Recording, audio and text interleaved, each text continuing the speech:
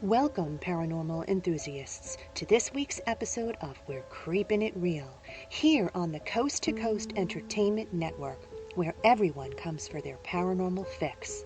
Real people, real stories, in real time. So glad you could join us for some ghostly gab. I'm your host, Eleanor Wagner.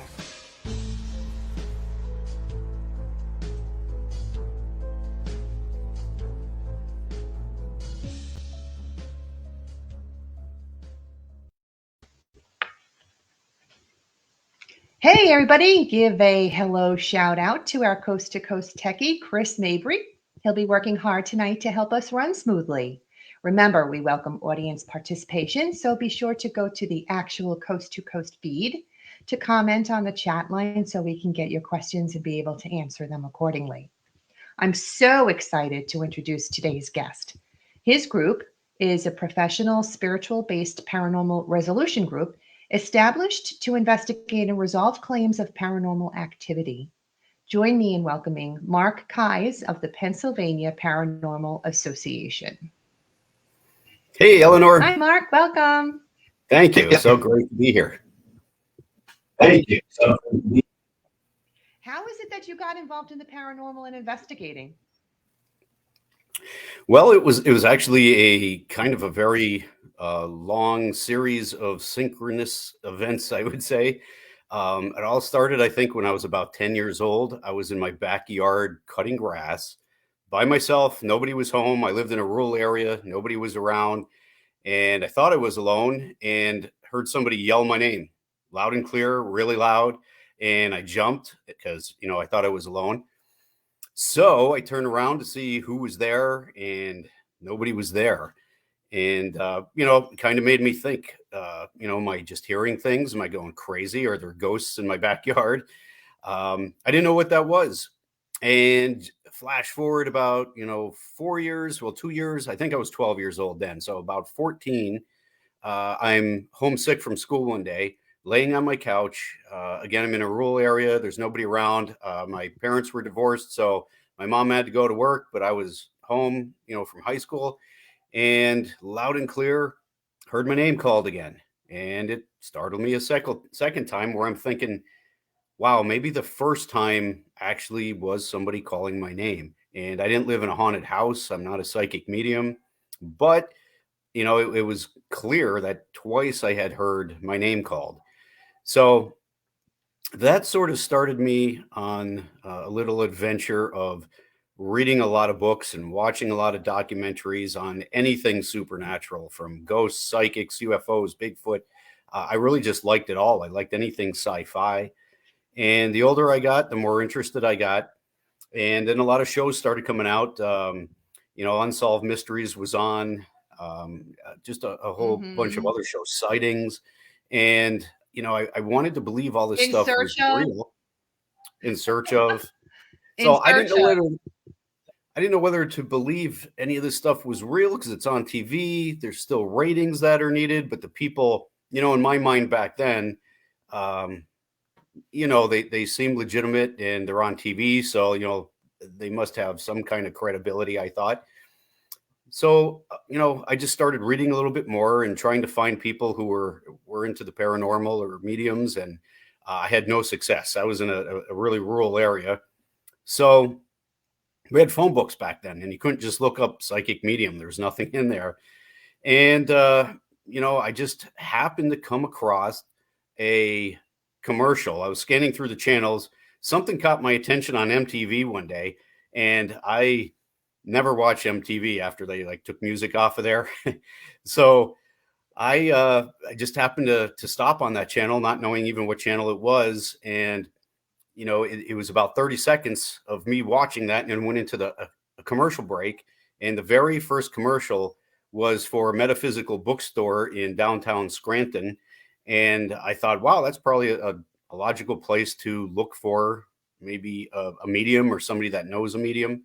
And sure enough, I got connected to my first psychic medium through that bookstore, and was able to sort of test her out. After going a few times, I think she realized I was testing her and everything was friends with her. So she actually let me come to her a lot more than the average person because I wasn't really asking any questions. I just wanted to see what was possible between myself, her, and the universe.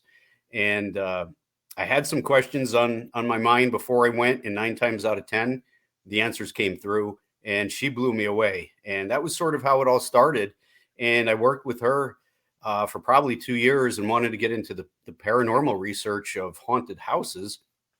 And again, I wasn't, I was kind of sold on the psychic part. She was just fantastic, but I wasn't sure now if hauntings existed. She, swore to me they did, and told me about how she was able to cleanse houses and stuff like that. So, Hmm. um, I wanted to kind of get into it and asked her, like, what are your thoughts on paranormal investigating? And she said, I hate those people. Ghost hunters are very disrespectful. They shouldn't be doing that. She was very spiritual, thought it was disrespectful. Hmm. And I'm like, wow, I don't want to, offend any spirits. Maybe I won't do it. But then Right. after, another year or two, I thought, you know what, I could do this in a very respectful, objective way. Because so many shows were coming out at the time, I still didn't know whether to believe it or not. And the only way for me to answer those questions for myself was to actually go out and start investigating this stuff.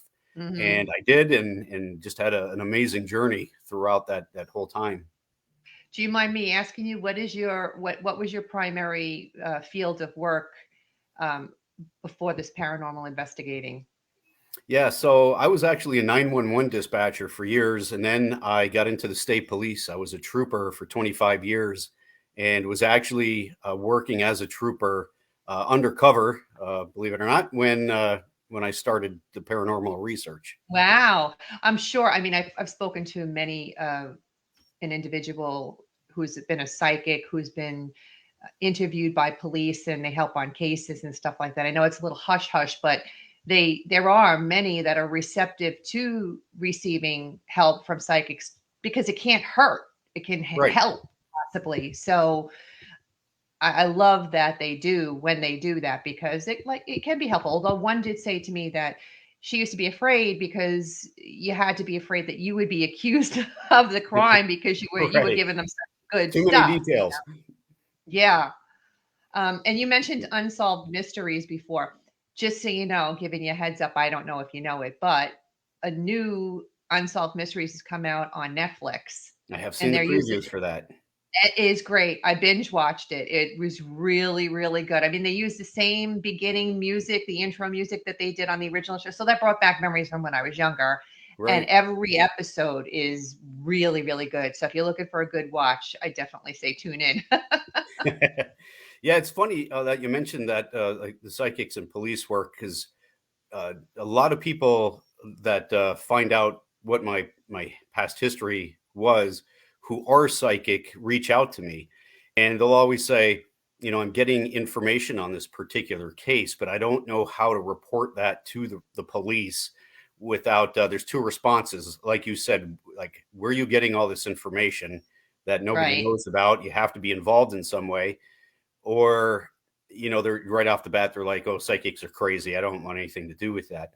But yeah, right, it's kind of tough. I found the best way, and my advice is always to work with the family, if of a victim, if possible, and provide the information to them, because a lot of times, if let's say it's a cold case or a missing person, the police may run out of leads and just don't know which way to turn. Where if a family says, hey, there's this woman or man that I'm working with, or a medium, they're giving some good information here, will you listen to their information? A lot of times they'll say, okay, yeah, let me hear what they have to say. So I've always gone through or had mediums go through the families of victims, but you have to be careful with that too, because if it's something fresh, if somebody, let's say, was murdered, it's timing. It's very sensitive just to reach out to somebody right off the bat. So you have sure. to, approach it very sensitively. Mm. And I do agree that it's important to be careful but open-minded in that respect because you never know what it can lead to. Yeah. Uh, when people And are every open, psychic is different as well. So they don't always get, the same level of information or details and information. And I was fortunate enough to work with a very gifted medium. Her name is Virginia Centrillo, and she's actually out of New York. She's from Queens, New York, and she's about 2.5 hours away from me in New York. I'm in Pennsylvania, and she started helping me on a lot of cases I was working in. There was a lot of people that I worked with who kind of laughed at that at first, but they would get stuck on cases and they'd be like, "Hey, can you give your friend a call and see what she can get?" And See? They were one of those people ask about that. skeptical believer, disbeliever kind of thing. Yeah, But the yeah. nice part is, psychic information can't be used as evidence in court, Mhm. obviously. So, it's a great resource though when you're trying to find different leads and different things to look for, different names. It gives police a direction at least to start looking, and then they could go out and do the physical work and see if the information matches up. And a medium could open up a door that nobody was even looking at. Sure. It can't hurt. It can Right. only help. So you have this group called the Pennsylvania Paranormal Association. Why don't you tell the listeners about your group? So when I first started, I got into a group of what I would call ghost hunters, that they were out there looking to document activity and experience activity, but they didn't do a lot of resolutions for people. And that's something that I found talking to the clients we were dealing with. A lot of people just wanted the activity stopped. And, I had the luxury, I guess, of having a bunch of investigators around me that were also interested in doing this. And said if I broke away from that team I was with and started my own, they wanted to jump in and join me in doing this stuff. So originally we started with a lot of police. We had a couple municipal police officers, 3 state troopers, 2 including myself, 2 guys from our local FBI office, and a couple other members. So How very top interesting. heavy of investigators. Yeah. Which my wife was also a member, and she at one point said, "Okay, enough of the cops. Let's get normal people in here." So You're normal. yeah, normal-ish. So we wanted to put together a group that was very good at investigating. That not only would look for evidence of a haunting, but we wanted evidence of the perpetrator, who was actually haunting the place. And we wanted to study psychic ability and the use of clergy and energy workers, shaman, anybody that we could bring in just to kind of test and see how they worked, and could they bring resolution to a case. So that's what our group evolved into, was an investigative group that also does resolutions, where we're identifying the causes, but then when we want to resolve the haunting and make that stop for people. So we have a bunch of people from a variety of different backgrounds now that do just that. I think we have about 12, 14 members, somewhere in there, and work a lot of cases where people need help stopping the activity going on in homes and businesses. Well, you have a huge website. I know that it's got a lot on there. So Yeah. anybody that's interested in finding out about it, they can just go to that website. You did an investigation at the old Blakely Insane Asylum in Scott Township, Pennsylvania. I tried to find history on the former asylum and couldn't really find anything. Can you maybe tell us a little bit about the history of the asylum years? Picture credit goes to the PPA website, by the way. Yeah. Back in, I think it was the late 1800s, it actually started out as a poor farm. And a lot of people from the community who were really poor would stay there. They would work the farm and get food and feed themselves, and food was available to the community. And they put an addition on for the director at the time had a daughter with some mental illness issues, and they put a wing on to actually house people with mental issues and to try to take care of them, which grew. And it actually had half a wing of people with psychological issues, and half a wing was a geriatric hospital. So the building expanded over, from the late 1800s into the 1900s, and at one point became a state insane asylum. And they actually named it the Blakely Insane House. don't know if you'd hear something called that today, but that's what it was No, I called. doubt it. The Blakely Insane House. So the whole entire thing was dedicated to people with psychological issues. And because it was a state institution, there were also criminally insane people that were housed there. And throughout its history, there were murders inside, suicides. When people died, a lot of them were just put in incinerators and burned up on the property because nobody claimed to, or came to claim them. And Yeah. just a lot of death and despair, and not a place that anybody, really would want to live in. But my friend of mine had a cousin who purchased the building. It was closed down for several years, and he wanted to turn it into an electronics development company there. And they do a lot of electrical parts for cars, monitoring equipment. And when they purchased it and moved into the building and started doing some renovations, we had a whole group of very solid non-believers in any of this, started having all these experiences. And Like what? What was happening? one great story was they had to run fiber optic cable in the basement to run a lot of their computers. And one of the workers was at one end of a very long hallway. And this was a very kind of dark, dingy hallway. They had actual cells down there for the mentally insane or the criminally insane. And it was kind of just a spooky, creepy area, not well lit to begin with. And he went down to one end of the hallway, put up a ladder, and began working on the wiring, and the lights went out in the hallway. And the only switch to turn the hallway lights on was at the other end of the hallway. So he had a flashlight, came down off the ladder, started walking down towards where the switch was, and the lights come back on. And he looks around. He's the only one there. And the building, I think there were only maybe 3 people in the whole building at that time anyway, just working. So he turns the lights on, or the lights came on by themselves, I guess, walks down the hallway, gets back on his ladder, the lights go out again. So he's like, that's it, I'm out of here, and won't go back down there without a buddy. They were hearing footsteps like crazy. They would be on the first floor, and up above them, they would hear people walk right down the hallway. So they'd run up there because nobody's supposed to be in the building. And because it was vacant for a couple of years, people would go into the building. So Splunkers and that stuff. Mm-hmm. They run up there expecting to find somebody and search the whole second floor, and there was nobody there. They had phone calls coming from inside different offices into an office where somebody'd be sitting, and there were only a couple people there. Nobody was even at work yet, but somebody was dialing another extension into an office where somebody was actually occupying, and they'd pick up and there's nobody on the phone.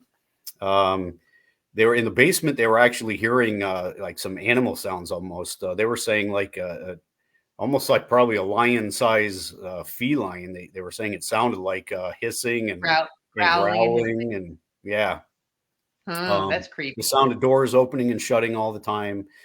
They had 2 delivery people come in. One was a UPS and the other might have been a FedEx, but they're 2 different companies. One guy showed up and he was looking at this guy on the second floor, looking out the window, and he was trying to wave him to let him in. And, nobody came to open the door. So he called the owner and said, hey, there's a guy in here. He's looking at me. He won't open the door. And he's like, there's nobody there. It's closed. So, of course, thinking there's somebody in there now, he races down and they go through the place and nobody's there.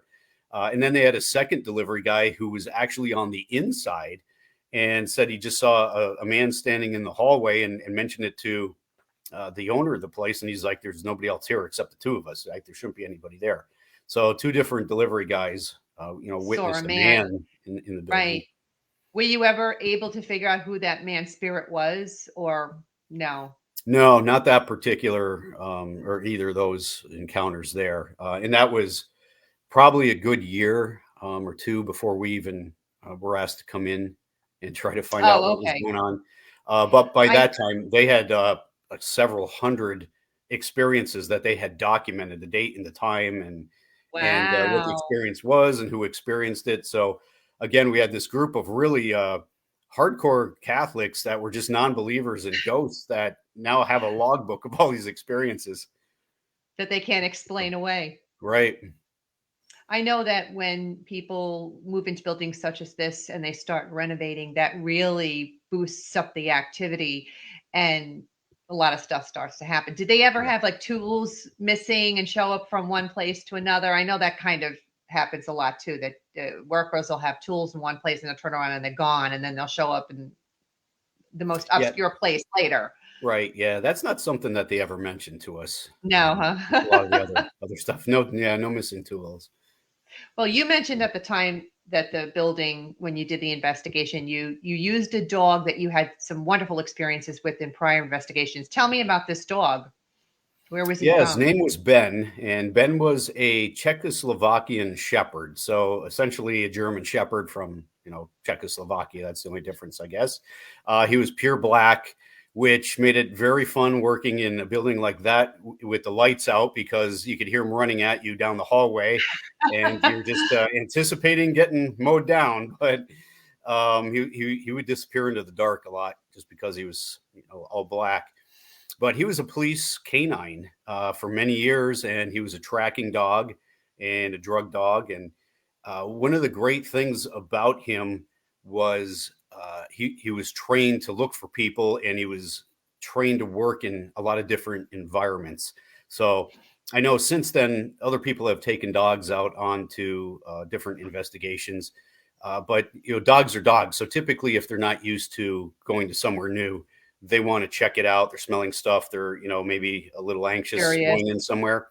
Ben Yeah. was trained to go into all these different places. So he was going to work. He knew he was going to work. And for drug dogs or police dogs, work means play. So he was comfortable in all these different locations with different like floors, whether it was carpet, concrete, dirt, whatever. And we wanted to see if he would react as if he was looking for a human, but no body, just a spirit. Right. And we just had some amazing results with him. And, at this building, in fact, we had several. Uh, One thing that what I absolutely found amazing, he was also a handler protection dog. So he was, one of his main jobs was to protect his handler. And he started doing that for our whole entire team after a while. And on one particular case, or at this building, we were there several times. He actually got in front of myself and his handler, Joe. And what he would do is get in front of us and start pushing us backwards and growling down the hallway. So we weren't sure what he was seeing, but Joe said that's absolutely indicative of him saying, danger, you need to stay back. Wow. So that Uh-huh. was one experience with him. We started noticing that he could almost perceive things, I guess, before anything physical would happen. And one of the clips I think that you may play, that is exactly it. Ben seems to notice stuff seconds before things would happen, and we Mm. had different indicators that we'd watch for. So if we had a relatively hot building, he'd be panting all the time. So we use that. So we could put him down in a very neutral, relaxed position on the floor, and he'd just be sitting there or laying there panting. And then we'd watch. Does his respiratory rate change? Does he go from like neutral to alert? Stuff like that. Does he, take particular notice in a certain direction? And he was having reactions, and then, like I said, several seconds later, we might have something physical happen, but he was picking it up before anybody else would or any equipment would. So he was Interesting. I just amazing to work with. I've heard that animals and children are really the most receptive to this sort of thing. And it's Yeah, amazing. Well, you had sent us a video called the third floor voice video, and I remember hearing the dog in the video. You want to tell us about that, and what does the voice say before we play it? okay. The voice, I think, is a different clip than the one with Ben. Oh, Um, okay. this one, we had two investigators, Kenny and Paulette, walking through the third floor. It was one of the wings off of the main building. And people have, noticed like shadow figures and stuff in that area. And this was one of the areas where footsteps and banging have been heard. And One of the things, well, I'll say two of the things that we do, we make sure everybody's wearing sneakers on our cases, just because it cuts down on the walking sound, and we do pick up a lot of footsteps. So we try to, wear sneakers or soft-soled shoes when we can. But the other thing is we have a rule that there's absolutely no whispering at all on our team. And if somebody does it, they're called out, and, we mark it for the recording equipment we have. So we always say, use like an inside voice. You could have it low, but make sure you're using your voice, not whispering, so we know it's you. And Paulette and Kenny are walking. They walked through the main hall, but there was one of the old bathrooms they wanted to check out, and they're in there talking, for a few minutes, and then this voice comes on, and it's one of the longer EVP type of pieces of evidence that we've collected, because it's multiple words. And if you're going to play it, do you want me to tell you what I believe it is first, or do you want to play it? Or? No, go ahead. Tell us what it is. Yeah. So, and we've listened to this, probably 50 times or more, and we like to get agreement among people of what's being said. And for the most part, I believe it says, "We have friends with us," and then there's a last word that we can't quite get. It's like Slavette, and I'm not sure if that's a word, but it sounds like we have friends with us, Slavette, in a whispery voice, but it's very clear. And I listened to it, and I remember hearing the two people talking, and I heard the dog panting, and then I heard the whisper, and I was assuming that that's probably what you were referring to as the mysterious voice. Right. And you just explained away the fact that nobody whispers on your investigation. So that's right. Why it's making sense. Right after that voice is heard on the recording, you hear them just casually talking again. So we know they didn't hear it. And exactly, it was captured on a camcorder and a cassette recorder that it was an old cassette recorder that we had out in the hallway, right outside the bathroom door. And it's kind of remarkable in a way, because it tells us a couple things. Somebody's saying it looks like, or I think we have friends here. So they're saying we. It sounds like somebody's talking to someone else, and they are noticing that there are people there. So, right. It's not like it would be, a residual haunting or something like that. Right. And a lot of cases we work, there might be spirits there that have no clue that there's anybody there at all, but they are recognizing somebody's there, and it's somebody saying we. So, it indicates to us that there's possibly more than one person there. I wonder if Slavette is somebody's name. Like, yeah, that's kind of what we thought. I don't know if that's a name or not, from another country or. So, Chris, you want to run that footage for us so we can listen to it and watch it? Oh yeah, they're all so.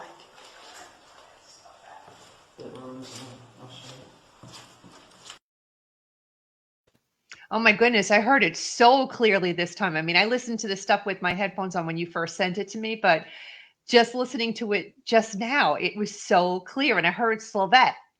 So yeah, and I don't have headphones on, but when you pop headphones or earbuds in, it becomes very clear. Yeah, that's really, really interesting. And like you said, they had absolutely no clue, because they were just having a conversation between themselves. And you don't hear these things unless you listen to it right then and there. You don't know it until later. Right. Yeah. That you've gotten something. That's amazing. Very interesting. You had said that you had done an investigation at the Houdini Museum in Scranton, Pennsylvania. Picture credit to the Houdini Museum website. Houdini himself appeared in Scranton. His longest engagement of his career was in this area, when he spent 2 full seasons there with the Welsh Brothers Circus. The building is 125 years old and is a popular attraction. You said, Mark, that the case there was more for fun because you were helping out a local university communications class with a TV show from the school. Can you explain exactly what happened? Yeah. So first of all, if you like Houdini, this is the place to go. They have like thousands of items inside that are some way connected to Houdini. And they do a lot of local events there, and even magic shows and stuff. And that's something that I kind of keep, in the back of my head when I think about things going on there. And they also do seances there through Halloween season. So they've reported it being a very active place. I was there for for a kid's birthday party, and that was really my only exposure to it. But they do a fun little magic show for a kid's birthday party. And we were contacted by someone from Marywood University, which is in Scranton, Dunmore area. And they have a communications department that produce shows for the university, and they run it on their television programming station. So the show dealt with this young lady who would go around and be exposed to different things in life and just show people like all facets of our communities. Like as an example, she went to a bakery and learned how to bake, certain items, and she went to a gym. And one of the things they wanted to do, again, around the Halloween season, was a ghost hunting or a paranormal investigating episode where they asked us to kind of take them on a mock investigation, walk us through what we do, and just kind of talk about the equipment we use and things like resolving cases and whatnot. So we met them down there. And when we first walked in, I walked into the back room. They call it the theater room because there's a stage and there's a lot of seating back there. That's where they do a lot of their shows. And I heard something. So as I'm walking in from the back right corner, I heard like some thumping and stuff. It was really weird. And the lights were off, but I had a flashlight. So I hit the flashlight and I'm looking around. Something obviously fairly loud and noisy was going on in that back right corner, but I couldn't find anything out of place. There was nobody there. In the back of my head, again, I'm thinking, okay, Houdini Museum, magic shows. I don't know. Is it something that is normal here? Is it for, maybe the ambiance of the location? I didn't know what it was. I had no idea. So as the night was going on, we actually set up a lot of equipment, and it just as like a last minute thought, I said, you know what? I'm going to throw a camcorder over on that corner back there just to watch and see if anything happens while we're here. I don't know what it was, but there is kind of an entrance door there as well. They don't really use it, but there's a door, and it's right on Main Street in Scranton. So it's kind of a busy road outside. So put a camera in that back corner just to see if anything would happen.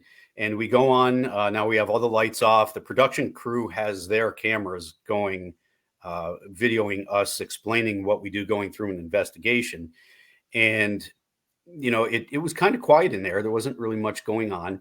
So one of our guys was explaining, I think, about how we use voice recorders to try to capture voices. And he sort of went through his stuff and, stopped explaining what we do with that. And there was kind of like a small pause. And I thought about the camera in the corner. So I said, well, one of the things we do is, ask it. Like if we hear a noise or something happens, we'll ask if, a spirit's here, if they can do that again, to let us know what that was, or to show us that it wasn't just a random event. Somebody was actually doing that.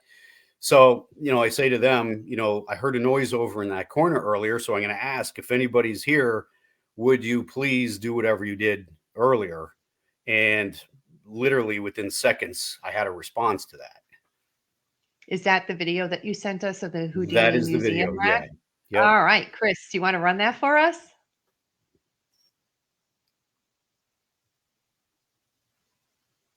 Nope, that is not the one. It says Houdini Museum rack. It would be right. Hail Mary, full of grace, the Lord is with thee. Blessed art thou among women, and blessed is the fruit. All right, that's it. Do it again. But I think the title is Houdini Museum. Yeah, I would have sent it in the order in the email to you. I mean, the message to you, Chris. It would. I thought I had it in order.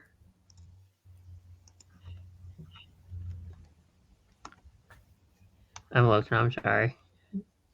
That's okay. Maybe. And while Chris is looking, I'll just explain a couple of things. Sure. The owner in the video, I think you could actually hear when this happens. She kind of gives like a little expressive shout, and you could hear the kids there react to it. And we have an infrared video camera that's running, so it's kind of green, and that's that's why it's green, is because it's infrared. But you'll actually see that corner light up. The cameraman actually heard that and turned his camera to look at that corner, and they had just a regular white light going, and you could see that corner light up. That's really cool. Can you not find it, Chris? Yeah, I think. Yes, you can find it. Uh, You think you have it? Okay. no, I Hail Mary, don't know. full of grace, the Lord is with thee. Blessed art thou among women, and blessed is the fruit. All right, that's it. Some items I think they had for sale in the background, some books, And I think. yeah, not yet. Although these are some good videos too that I can explain. This is from Upper Darby, right? Correct. Yeah. Okay, so you mentioned we'll try and find that footage from the museum. Because those are the rack. ones I have. But you did mention you did an investigation that was so good in Upper Darby. That's when you said to me that we could have like a couple of shows because you had the amount of evidence that you got, and we could talk hours about it. What's the story behind that haunting? It's a private resident experiencing it, or? Yeah, this is a private residence just outside of Philadelphia. It's in a suburb called Upper Darby, and you can see the Philadelphia skyline at night.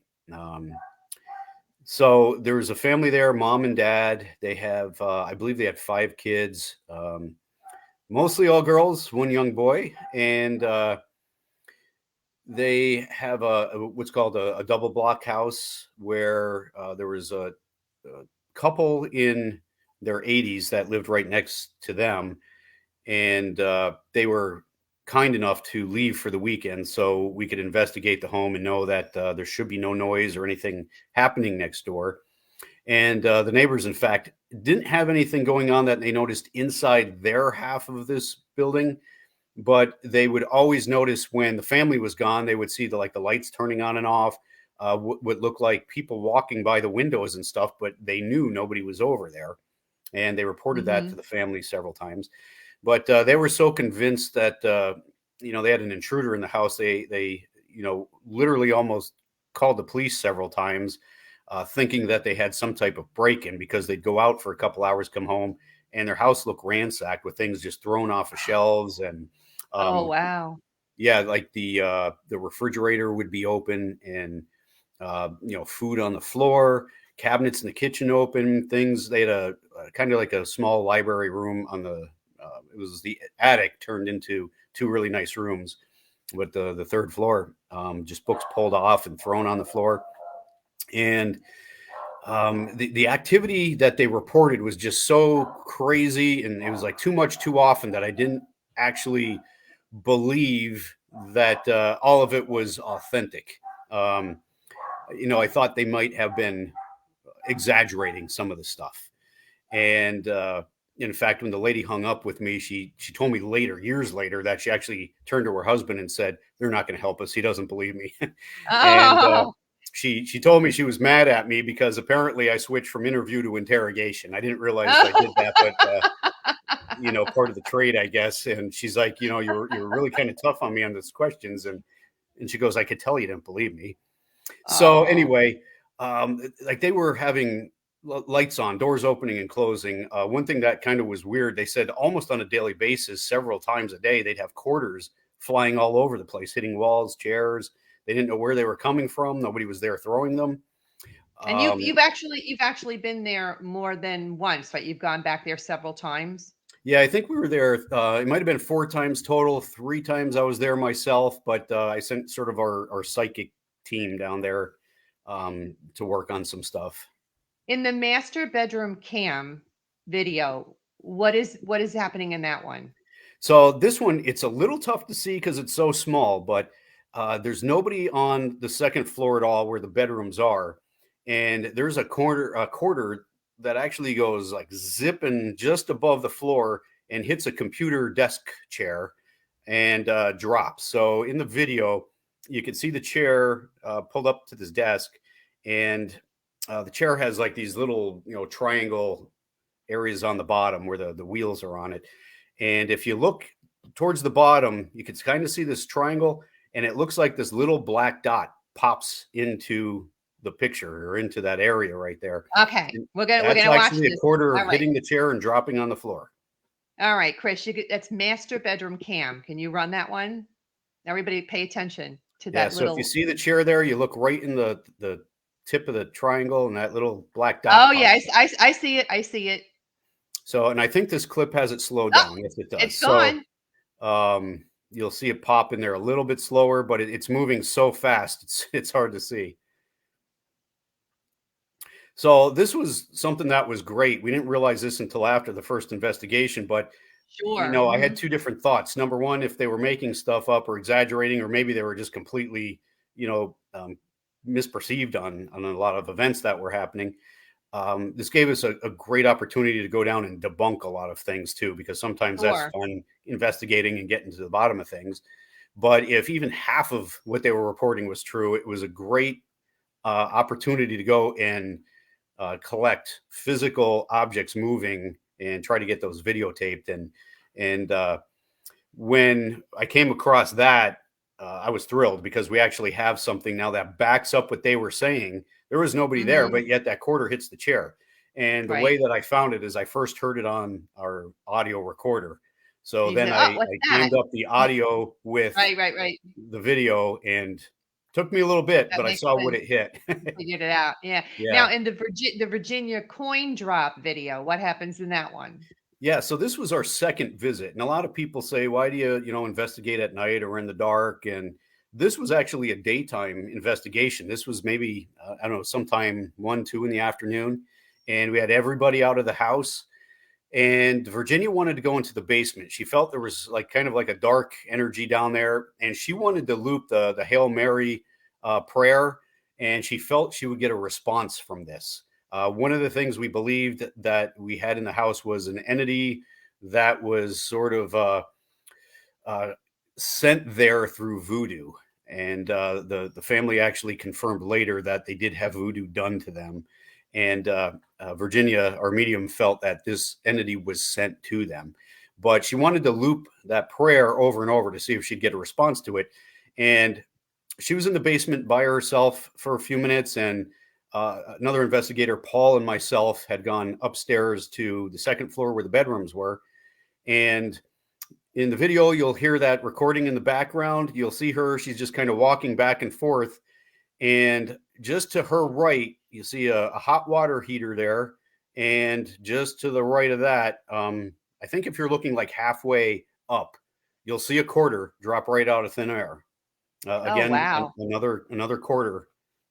The coins. All right, that's the Yep. Virginia coin drop video, Chris. Hail Mary, full of grace, the Lord is with thee. Blessed art thou among women, and blessed is the fruit. All right, that's it. Do it again. So as a good She investigator, she's trying to make it she repeat. she reacted to it and she heard it fall and she turned Yeah. around. That's so funny. So what she didn't know as this is going on, and Paul and I upstairs did not know about this, but she called us to come down and she wanted to explain it. But while we were there, we had gone to the second floor.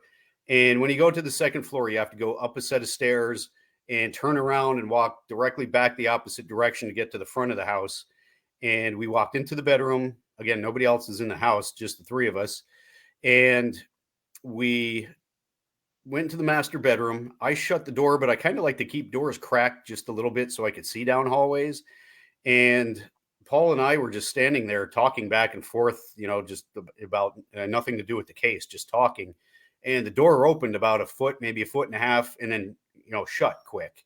And he looked at me. I looked at him. I'm like, I don't know. So I walked over, I opened the door, and there were 4 quarters right across the entry to the door that we just walked through. So Do you happen to know what the coin symbolism is? I know that people say that deceased loved ones leave coins a lot, but that doesn't yeah, seem to fit with the this scenario. I think this was a little darker reason for it because they had no consistency in dates. They were just all random and nothing really fit. But Virginia, the more time she spent there, she felt like one of the things that was also done to them through it was actually Santeria. Virginia was picking up voodoo, but Oh, okay. Yeah. we found out later there was actually Santeria done to the family. And one of the things was to this woman did a heart binding ceremony on the husband here, and we were told prior to us getting there, he had 5 mini heart attacks, and he survived them all. And it was sent to financially corrupt him. So Virginia believes it's kind of a constant reminder that they were going to be losing money, to remind them money, money, money. And why it was just all quarters, I don't know. And if you're going to throw money, why not $100 bills? Make it worth it, Hey, you wish they would have But, sent 1,000 quarters down. yeah. Send me 1,000 But, quarters each time you throw quarters down. They, if I can't verify this myself, but they had a massive jar full of quarters that they said they had no idea where all these quarters were coming from. And if I had to guess, I'd say there was probably a couple $100 of quarters in these jars. But Wow. yeah, it was. See that? Yeah, I mean, we witnessed these ourselves because that was one of the things I wasn't really sure. Right. Okay, you got quartered with somebody else in the house doing it, but we cleared the house out, and even in that basement. After that happened, we went downstairs after we, found our quarters in the hallway. Virginia called us down, and we were speaking with her for a while about what she experienced and explained what we experienced. We tore that ceiling apart down there. And in my head, I'm thinking, all right, maybe somebody just left a quarter on one of the beams, and it's an unfinished business. It's just rafters down there, no insulation, just the floor above it. And, we took a considerable amount of time and just looked at all the pipes and the wood and everything just to make sure that there was no holes in the floor, no quarters stashed there. And, we thought, all right, maybe just a coincidence. So, you don't have a video of this. It's on our website, but Paul wanted to then spend some time down there himself and see if anything would happen. And I think he was down there for maybe 20 minutes and it was really quiet. And he's Polish. He's got a Polish background. So he makes a comment, hey, I'm not going to hurt you. You have nothing to worry about. I'm just a big Polak. And the quarter then falls right out of the ceiling again. And now we know we don't have any quarters that are stashed anywhere. So we were able to document 2 quarters falling, within probably, an hour. That was random. Time. Yeah, and that one was right on cue. The video that you sent, the living room coin, what was going on there? So Virginia was working with another investigator in the dining room, which opens up into the living room. And she was walking around just trying to kind of tune into those rooms. And, you could hear her talking out loud, saying what she's not getting, because now we know some of the reports because we were experiencing them. And, you hear another sound, and sure enough, it was a quarter. You'll hear her and this other investigator, Bobby, react to it, and they don't really know what it was at the time. Well, want to show that, Chris? It's the living room coin video. Nope, that is the upstairs video.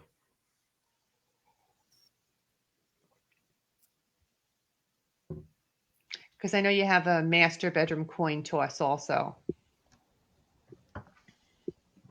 I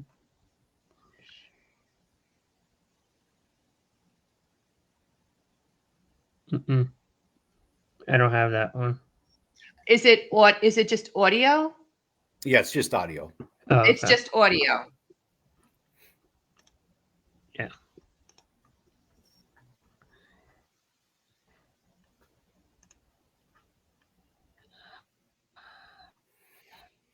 Yeah, and during the night, and we didn't realize this, one of the things we wanted to do was leave the house for about an hour after we set up all the recording equipment, because they had so many experiences of leaving and coming back and finding the house in disarray. And when we returned, we didn't really find much, but there was just an overwhelming amount of noise that we were hearing. Mm-hmm.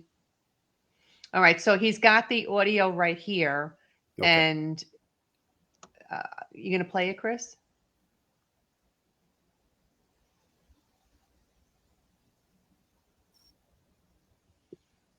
Is it on mute?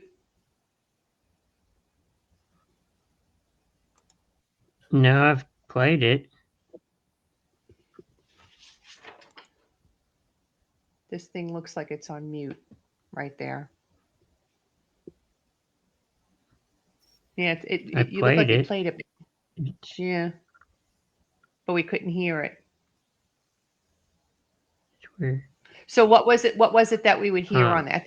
It It looks like right here. Isn't that the speaker that's got to be unmuted? It's unmuted. Oh, I don't know. Yeah, so you'd hear Virginia basically just giving some feedback of what she's feeling and not sensing and what she is sensing, and you hear a quarter actually hit off of one of the toys that were in the living room. Sheesh. So just another experience with a coin. With the coins. Yeah. You had said you also heard stomping and saw a shadow. So you have a video of the Yeah, that's the stomping one on I think Chris had just played while we were talking here. This is Oh. in the son's bedroom, and he was a young teen. One of the things that he was reporting was the shadow coming in and out of the bedroom closet. So we put up a camera, a security camera, up on top of his doorway going in there, and we have a mount that we pop on top of doorways sometimes. And sure enough, again, with absolutely nobody on the second floor, we get this shadow that comes in and takes off really quick. And is that called bedroom shadow? Yes. That's bedroom shadow. Watch the middle bottom. Oh, there it is. Yep. I saw that. That poor kid. And one of the things that we also do is we use a lot of controls during our investigation. So we have a command, like a little command site area where we have a log in and out. So if anybody leaves that area, they're logging out. When they get back in, they're logging in. And any team that's actually out investigating has a camcorder with them. And we use that kind of as a control device, but, another piece of equipment to maybe get evidence. But it's Right. also a great a comparison device, too. If we have any questions about what the team was doing or where they were at the time, we could look at the camcorders and know exactly what was going on. So not only do we have several DVR cameras that we have set up throughout the upstairs, but we know everybody was logged into our command area at the time and nobody was up there, and there shouldn't be any shadow at all, but yet we got one on. There was. Now, after you left there, in the end, after it all, did they still have activity, or did it stop, or did it go away? Well, this is one of the cases that it was probably one of our most complicated cases because we had 3 investigations that we did there. But like I said, I actually sent our team of mediums down there because this guy had this attachment to him. There were also 2 other spirits we picked up in the house. Your typical ghosts, human spirits. We were able to deal with that pretty easily. But this guy had something attached specifically to him. And there were a lot of suggestions that we were making to help us detach this thing from him. And we were having a hard time with him wanting to do a lot of this stuff.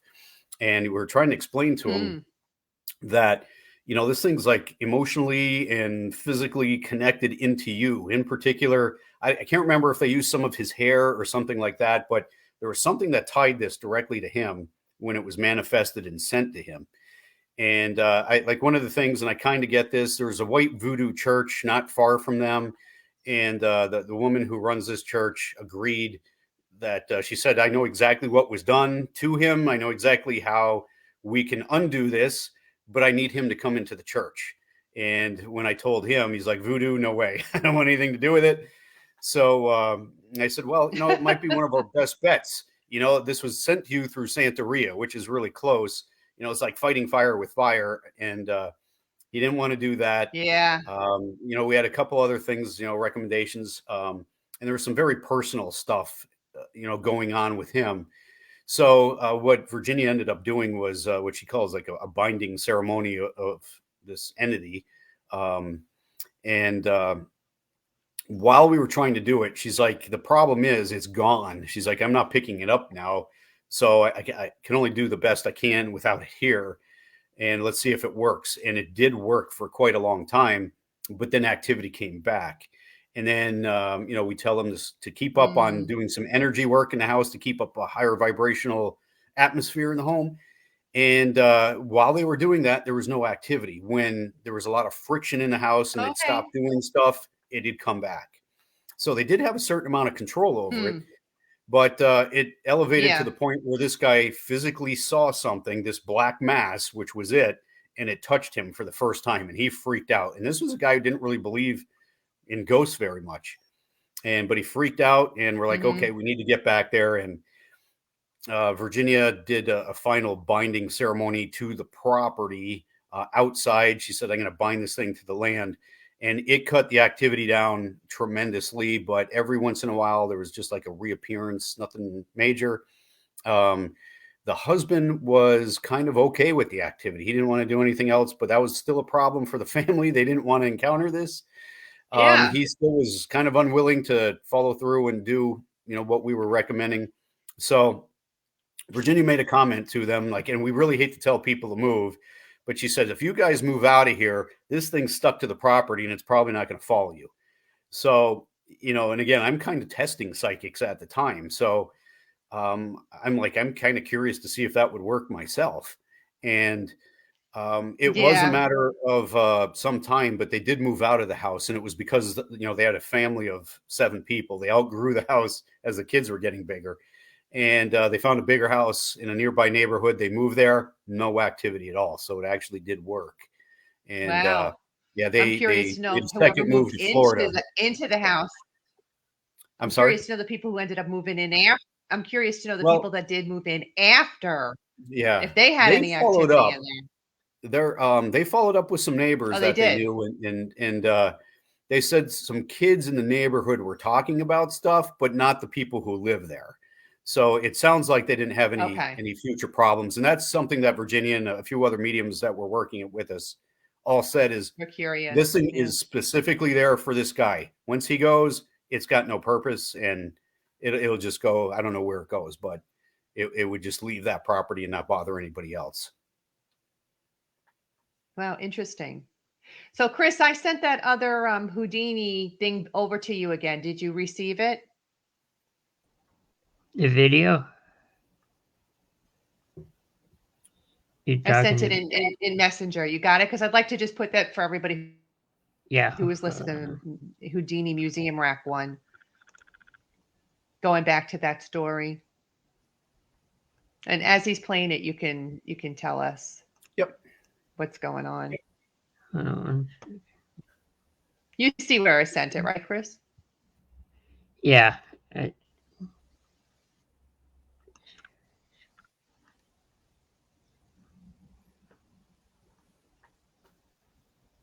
Should have it up. Looks like it's uploading. Yeah. I don't want them to miss out on that one. Yeah, it's kind of a cool catch. And I mean, it goes to show that, when you least expect it, that's when stuff can happen. And, anybody who investigates. Yeah, especially since it was supposed to be basis, just for fun. Yeah. Yeah. We didn't really Yeah. anticipate getting anything. And, just happened to have the camera in the right position, facing the right direction. I'll bet it took all those students by surprise too, because they weren't expecting it. Yeah, in the video, you can actually hear them laugh right after it happens because I make a comment and like, there we go. I said, thank you. That's exactly what I asked for. And you could hear them with kind of like some nervous laughter. But it was great because they actually all got to experience something. And like I said, though, when it happened, my first thought was, well, you know what? We're in like a building that I know they do seances there a lot, but they also do magic shows. Was a part of the atmosphere, the ambiance that they set up. And I went, and I don't know if the owner was comfortable with this, but I tore the table apart. It was this little rack that was involved. I tore this rack apart. I just wanted to make sure there wasn't something set up for people who come there, to experience something during the seances, maybe. And I later had asked one of the kids on the production company what they thought about the table. And she made a comment. She's like, oh, I tore it apart. So after I did it, she went back and did it herself, and no mechanical devices or batteries or anything associated with it. All right. Are we ready, Chris? I believe so. I see it right there.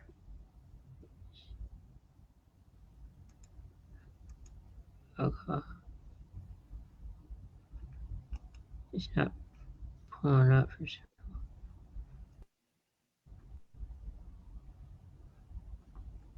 If we can't get it up for anybody, they can go to the website and watch it too, right, Mark? You have all of that stuff Yeah. on They your can, website. yeah. The website, if you just search for the Pennsylvania Paranormal Association, it should pop up, but it's Yeah. theppa.net. And it would Right. be, our case files are listed by county. It'd be Lackawanna County, and it's listed as Houdini Museum. And that clip is on there. Okay. I'm sorry, listeners. We I were think trying I to get it up there for you, but you think you have it? I'm gonna try one more time. Just give me one. One more time. Okay.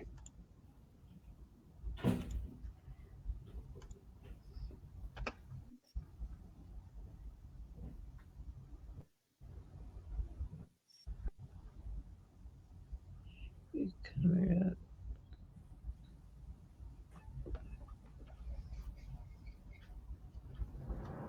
It doesn't seem to be happening. It doesn't want to cooperate. I know. Yeah, these video files are fairly large files. We tend to record everything on the highest quality.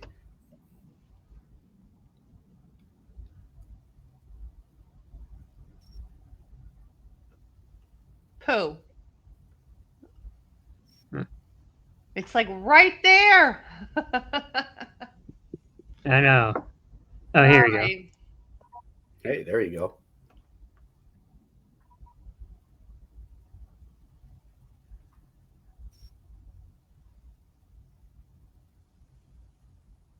No.